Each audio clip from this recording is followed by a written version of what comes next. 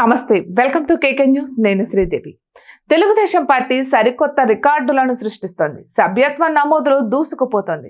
ఇప్పటి వరకు దాదాపు 94 లక్షల మంది పార్టీ సభ్యత్వం తీసుకున్నారు. ఇక గతంలో ఎన్నడూ లేని విధంగా సభ్యత్వ నమోదుకు విశేష ఆదరణ కనిపిస్తోంది.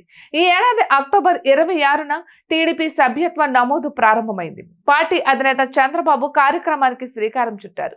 గత 63 రోజుల్లో ప్రతిరోజు సగటున 1,50,000 మంది సభ్యత్వం తీసుకున్నట్లు గణాంకాలు చెబుతున్నాయి.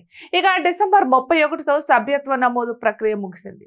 కానీ సంక్రాంతి వరకు పొడిగించాలని అధినేత చంద్రబాబుతో పాటు లోకేష్ కు పార్టీ శ్రేణుల నుంచి వినతులు అందాయి. ఇక పార్టీ కేడర్ తో పాటు ప్రజల నుంచి వస్తున్న స్పందనతో మరో 15 రోజుల పాటు సభ్యత్వ నమోదు గడువు పెంచాలని హైకమాండ్ నిర్ణయం తీసుకుంది. ఇక గతానికి భిన్నంగా ఈసారి పూర్తి డిజిటల్ విధానంలో సభ్యత్వ నమోదు కార్యక్రమాన్ని చేపట్టారు. 2019 ఎన్నికల్లో తెలుగుదేశం పార్టీకి ఘోర పరాజయం ఎదురైంది.